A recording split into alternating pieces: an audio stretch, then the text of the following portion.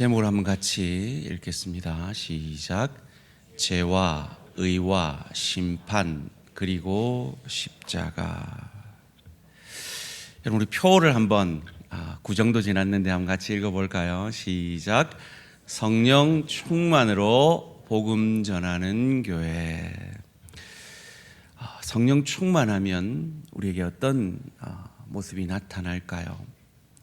그것을 가지고 우리 서로 새해를 맞이했는데 한번 인사를 이렇게 한번 옆 사람에게 드려보시기 바랍니다. 기도보다 성령보다 앞서지 맙시다. 그렇습니다. 성령 충만이라는 건 기도보다 성령보다 앞서지 않는 것입니다. 오늘 본문은 예수님께서 죽으시기 몇 시간 전 유언과도 같이 안타까운 마음으로 제자들에게 남기시고 있는 그 유명한 다락방에서의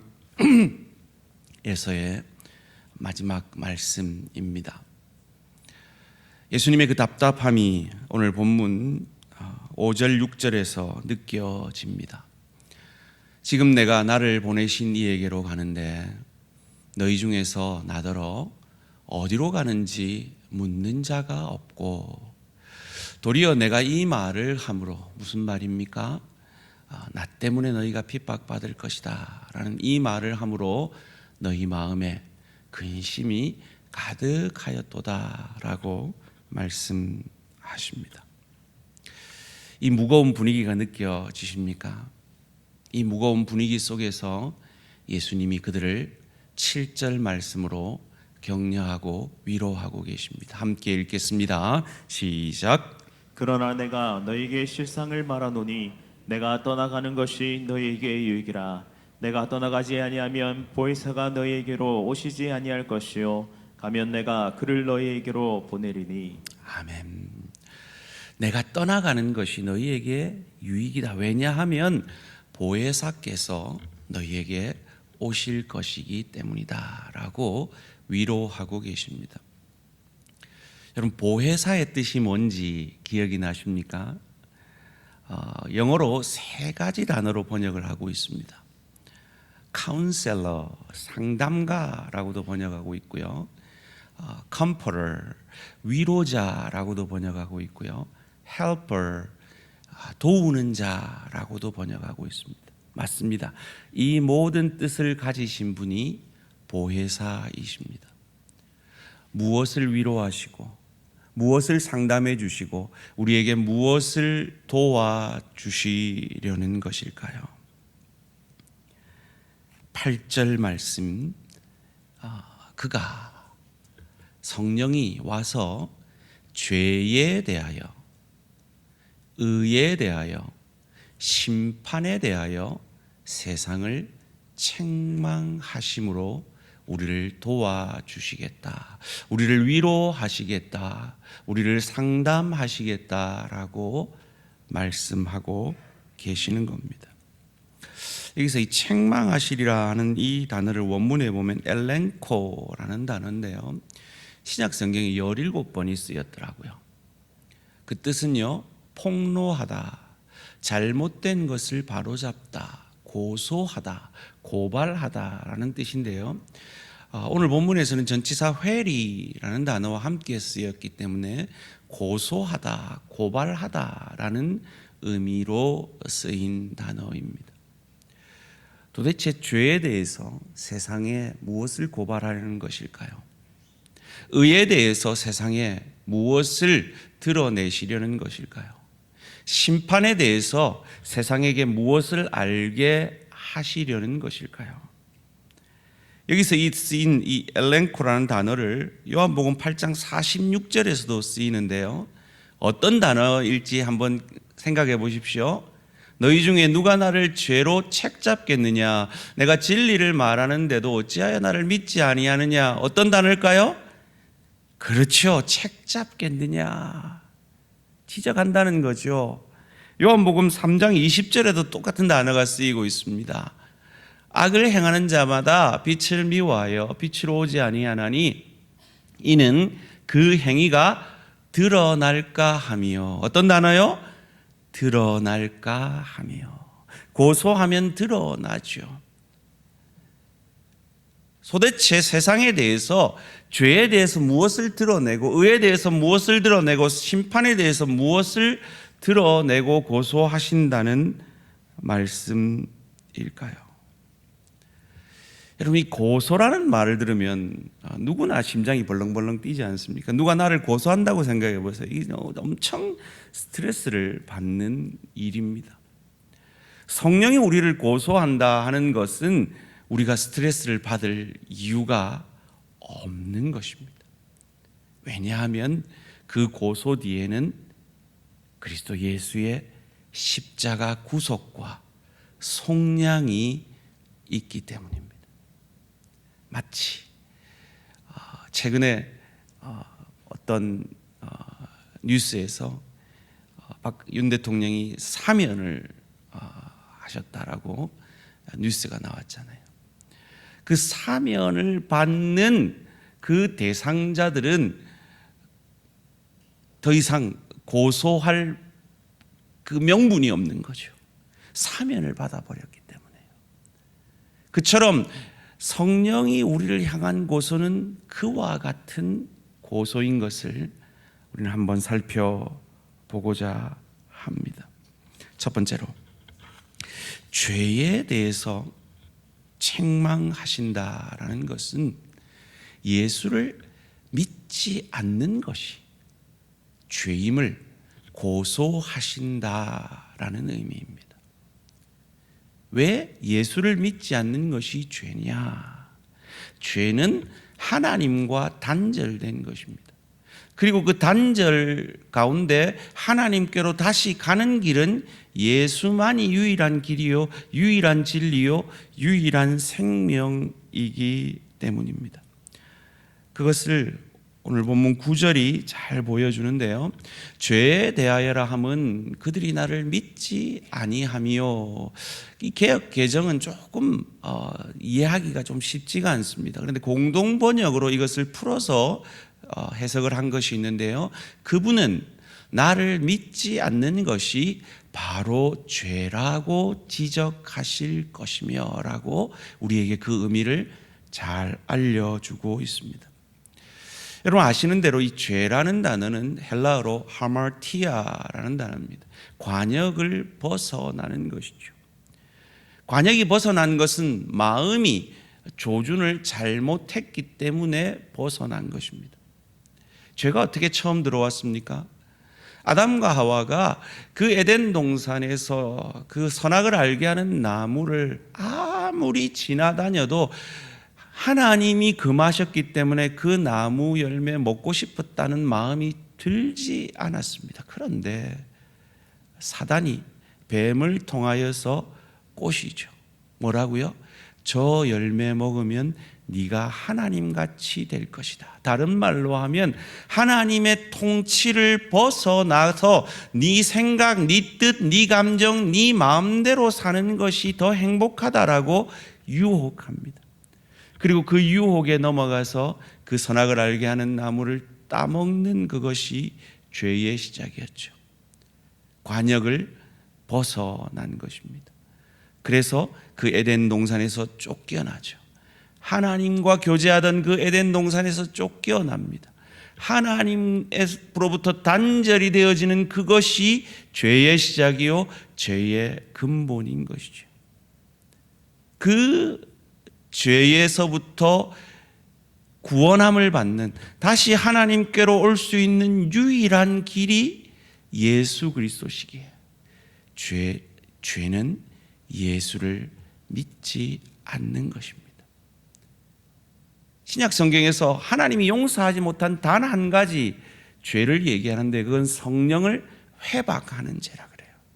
성령 회방죄가 뭡니까? 성령이 우리에게 예수 믿어라. 오늘도 이 말씀을 통해 예수님을 나의 구주, 나의 하나님으로 영접하고 예수님 믿어라 라고 계속해서 여러분의 마음을 두드리고 계신데 그 성령이 하시는 그 일을 방해하는 것, 즉 예수를 믿지 않는 것이 용서받지 못하는 유일한 죄인 것입니다. 그래서 세상에서 가장 훌륭한 사람이라고 존경받는 슈바이처도, 테레사 수녀도 예수를 믿지 않았기 때문에 죄 가운데 죽어질 수밖에 없었던 것입니다. 그렇습니다. 성령이 하시는 첫 번째 사역은 죄를 지적해 주시는 겁니다. 그러기에 예수께 나아오려면 나의 죄를 인정해야 합니다. 뭐 도둑질한 거요? 나 도둑질한 적 없는데요. 거짓말한 거요? 나 거짓말한 적 없는데요.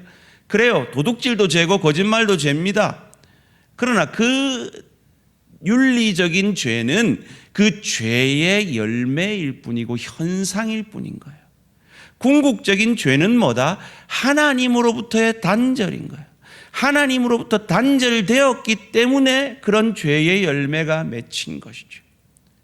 그러기에 그 모든 윤리 도덕적인 죄 가운데서 내가 저 사람보다 낫다 라는 것이 아니라 하나님으로부터 떠나 있는 이것이 죄임을 믿으시고 주님께로 그리스도 예수로 말미암아, 그리스도를 믿음으로 말미암아 하나님께로 나아갈 수 있는 유일한 길과 진리와 생명이 열려 있음을 믿으시고 그 예수 믿고 하나님께로 나아오시는 우리 모든 대한가족들 되시기를 주님의 이름으로 축원합니다. 여러분, 오늘 이 자리에 안 믿지만 나와 계신 분들이 계실 거예요. 참 귀한 겁니다. 그런 분들을 구도자라 합니다. 구도의 마음으로 나와 계신 분들 참 귀하십니다. 그런데요, 여러분이 그냥 나와 계신 게 아니에요. 아마 여러분들 중에는 가정의 평화를 위해서 어쩔 수 없이 나오신 분들도 계실지 모르겠습니다. 그런데 그것 또한 하나님이 여러분의 마음을 들어 사용하시고 계신 거예요.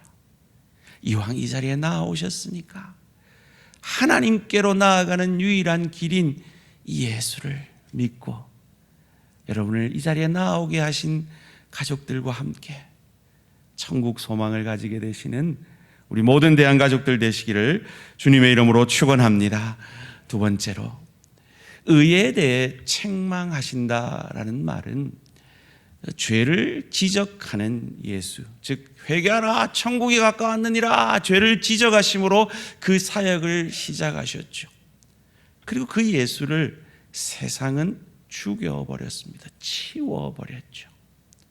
그런데 그 예수님이 그 죽음에서 끝난 것이 아니라 다시 살아나셔서 아버지께로 간다라고 하십니다. 그를 통하여서 하나님은 주님이 의로우시다라는 것을 고소함으로 드러내고 계시다라는 의미입니다. 10절 말씀 함께 읽겠습니다. 시작.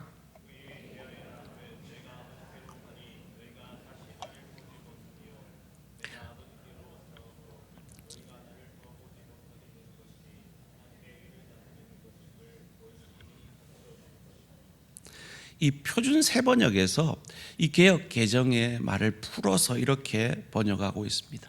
내가 아버지께로 돌아가므로, 아버지께 돌아가려면 부활하셔야 했죠. 부활하고 아버지께로 돌아가므로 너희가 나를 더 보지 못하게 되는 것이 하나님의 의를 나타내는 것입니다.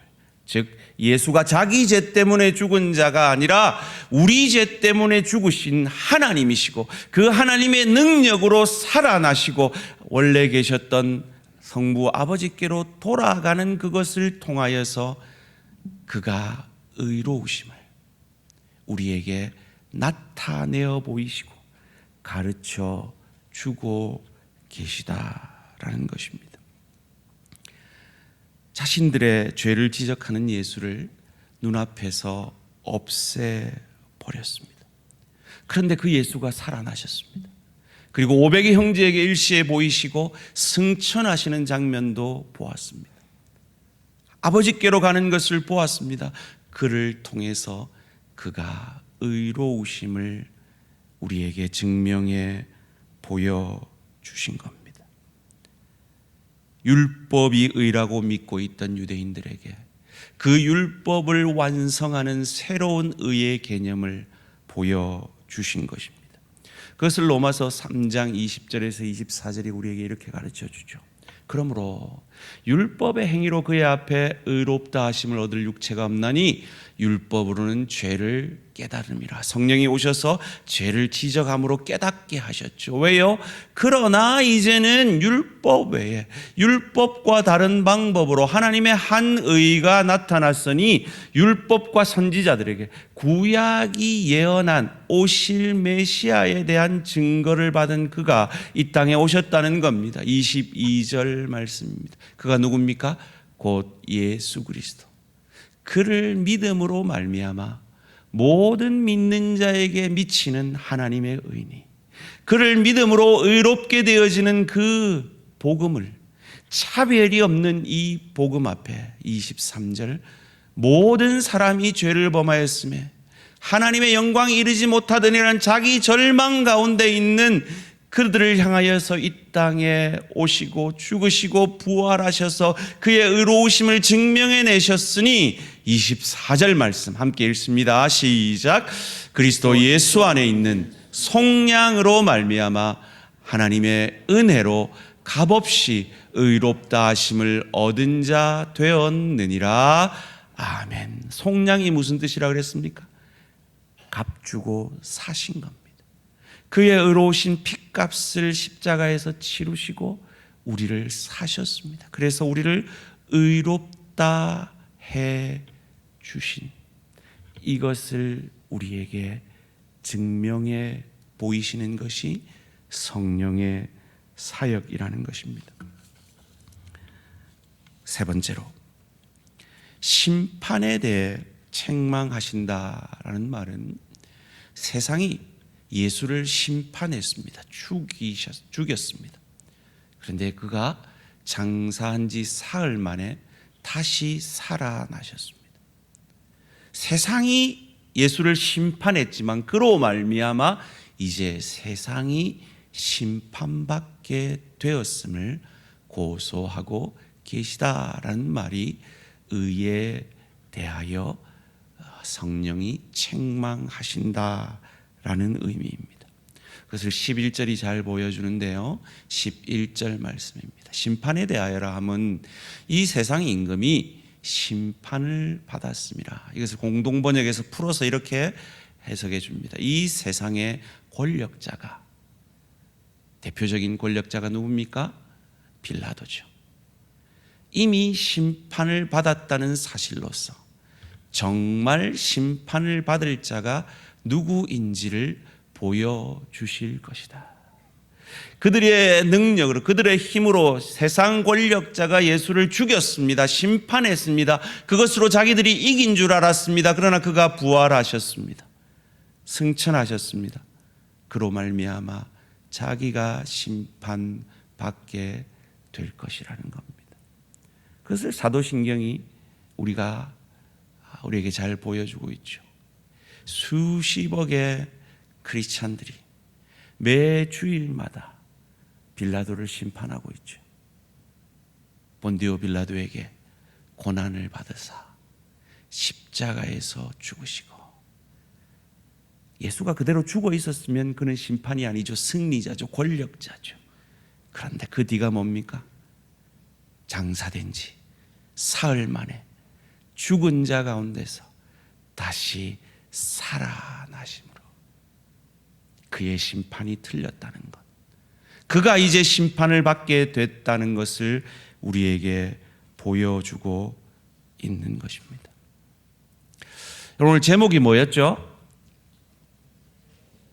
죄와 의와 심판과 심판, 그리고 십자가. 왜 뒤에 이 십자가가 붙었을까요? 이 십자가가 이 죄와 의와 심판에 대해서 우리에게 다 설명해 주고 있기 때문입니다. 우리가 죄인입니다. 그런데 예수님이 우리 대신 죄를 짊어지시고 심판을 십자가에서 받으셨습니다.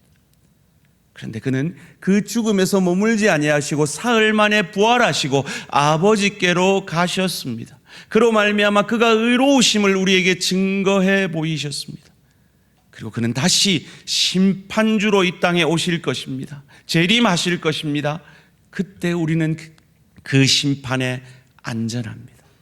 왜냐하면 그 예수를 나를 위해 죽어주신 나의 주, 나의 하나님으로 믿고 고백하기 때문입니다. 그러기에 그 믿음 안으로 여기 계신 모든 분들이 들어오셔서 심판을 면하게 되시기를 주님의 이름으로 축원합니다. 그것을 바울은 고린도전서 1장 18절에서 이렇게 말합니다. 십자가의 도가 멸망하는 자에게는 미련한 것이요. 저거 왜 믿어? 라고 하는 것이요. 구원을 받는 우리에게는 하나님의 능력이라.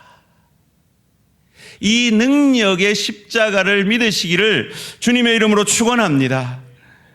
이 성령께서 이루신 일이 죄에 대해서 지적하시고 의에 대해서 확증하시고 심판하신다면, 그렇다면 오늘 우리는 이 성령에 대해서 어떻게 이해해야 하며 왜 성령 충만을 받아야 하며 성령 충만을 받은 우리는 어떻게 살아야 하는 것일까요?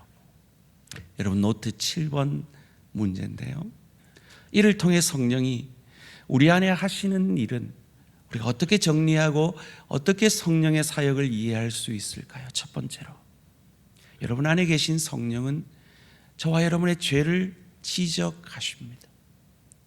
그러기에 우리가 성령 충만하다는 것은 그 죄에 민감해지는 것입니다. 우리가 성령 충만함을 얻을수록 이전에 죄로 느끼지 않던 그것을 죄로 느끼고 민감함으로 그 죄에서 빨리빨리 돌이키게 되어지므로 그 죄의 권세로부터 멀어지고 하나님의 축복의 권세에 더 가까워지게 되는 것입니다. 두 번째로, 성령은 예수 십자가 사랑으로 인한 우리의 의로움을, 즉 그가 죽으시고 부활하셔서 아버지께로 가심을 통하여서 그의 의를 증명하시고 그와 함께하는 우리가 의롭다 하심을 얻었으니 나의 의인됨을 확신하는 것입니다. 오랜만에 한번 물어볼까요? 여러분, 의인이십니까? 죄인이십니까? 아이고, 훌륭하십니다. 뭐라고 반문하셔야 된다고요? 신분적으로요, 수준적으로요 라고 반문하셔야 된다고요. 아직 이게 잘 이해가 안 되시면 이번 3월에 개항하는 대한가족의 삶 8기 꼭 등록하시기 바랍니다. 우리는 예수를 믿음으로 칭의, 신분적 구원을 받았습니다. 그러기에 성령께서 우리가 의인이다라는 확신을 주심으로 그 의롭게 된 자에 대한 확신 가운데 감사하게 되는 것이죠. 아이고, 내 일하다가 천국 못 가는 거 아이가, 이런 건 성령이 주는 생각이 아니라는 거예요. 내가 넘어지고 쓰러질지라도 나의 의인됨을 확신하는 것, 그래서 다시 일어날 수 있는 것이 우리 안에 성령의 역사인 것입니다. 마지막 세 번째로, 성령은 심판하신다고 그랬습니다. 그 심판받아 마땅한 내가 내 안에 계신 예수로 말미암아 그 심판이 면제되었음을 깨닫게, 그것을 감사함으로 천국을, 그 주님의 나라, 하나님의 나라 천국을 누리고 즐길 수 있는 그 예수를 닮은 실력과 인격을 그 예수님을 닮아감으로 준비함으로 하늘 상급을 받게 되는 그 수준적 구원을 성령의 능력으로 우리 안에 이루어 가게 되는 것입니다. 어떻게 해요? 성령 충만함으로 말이죠. 나를 죽이고 내 왕자에서 날마다 내려와서 성령께서 내 삶의 전 영역을 다스리시도록 함으로 말미암아 말이죠. 말씀을 맺겠습니다. 여러분 혹시 이 사람이 누군지 아시겠습니까? 아마 우리 어른들은 모르시고 좀 젊은 분들은 아실 텐데요. 이승윤이라는 가수입니다. 이 가요 이 프로그램에서 1등을 차지해서 유명해진 친구인데요. 이 친구가 누구 아들이냐면 제가 설교 중에 자주 인용하는 이재철 목사님의 막내 아들입니다. 이재철 목사님 책에 이 친구와의 일화가 소개되어 있습니다. 여러분 우리 대한교회가 지금 동호회를 활성화하려고 하잖아요. 그래서 저희들이 바둑 동호회도 이제 시작을 합니다. 많이 참석하셔서 성도의 귀한 교제를 나누어 주시기를 바라는데요. 이 친구가 이재철 목사님에게는 4명의 아들이 있는데 이 막내인 이 친구가 바둑을 제일 잘 둔대요. 유치원생인데도 형들을 다 이기는 거죠. 그래서 자기가 흰돌을 잡고 형들을 가르치고 있는 겁니다. 형들을 다 박살을 내니까 자신감이 들었겠죠. 그래서 아버지하고 아버지 저랑 바둑 한번 두시죠 이러더래요. 그러면서 바둑판에 앉아가지고 자기가 흰돌을 딱 잡더랍니다. 그래서 네가 왜 흰돌을 잡니? 그랬더니 제가 아버지보다 바둑을 잘 두잖아요 이러더래요. 그래? 그러면 내가 너한테 24수를 먼저 놓고 두게 할 테니 그러고도 내 아빠를 이기면 그 다음부터 흰돌을 잡게 해줄게 라고 흑돌을 잡게 하고 자신이 흰돌을 잡고 24수를 먼저 흑돌을 놓게 한 다음에 이 유치원생 아들을 박살을 내버렸대요. 그의 집을 다 삼켜버렸대요. 사랑하는 성도님들, 우리가 성령 앞에서 혹 그러고 있지는 않습니까? 하나님, 내가 흰돌 놓을게요. 내가 먼저 놓을게요. 내 생각대로 내 감정대로 살게요. 이게 옳아요. 이게 나한테 더 이익이에요. 이게 내 가정에 내 일터에 주의 교회에 더 이익이에요 라고 이 유치원생 승윤이처럼 하고 있지는 않습니까? 성령이 어떤 분인데요? 우리의 죄를 지적하시는 분인데요. 그럼에도 불구하고 그 죄를 지적하시고 그 죄를 우리가 책임질 수 없다는 걸 아시고 우리 대신 죽어주신 예수의 영이 성령이신데요. 나를 나보다 더 사랑하시는 그분의 영이 성령이신데요. 그리고 그 죽음에서 부활하시고 아버지께로 가셔서 다시 심판하러 오실 때에 심판받아 마땅한 우리를 나보다 더 사랑하셔서 자기 생명을 값으로 치르시고 우리를 그의 소유로 삼으셔서 그 심판을 면하게 해주시는 분이 성령님이신데요. 그 성령의 흰돌을 잡으시겠다고요? 얼마나 어리석은 모습입니까? 유치원생이 그러면 귀엽기라도 하지요. 신앙생활 10년, 20년, 30년, 40년 하고도 아직도 내가 흰돌 잡겠다라고, 내가 옳다라고, 내 생각이, 내 감정이, 내 뜻이 당신보다 옳습니다, 그렇게 살아서는 안 되는 겁니다. 다시 한번 옆 사람에게 이렇게 축복합시다. 기도보다 성령보다 앞서지 맙시다. 주님 앞에서 날마다 겸손히 흑돌을 잡으시는 저와 우리 모든 성도님들 되시기를 주님의 이름으로 축원합니다.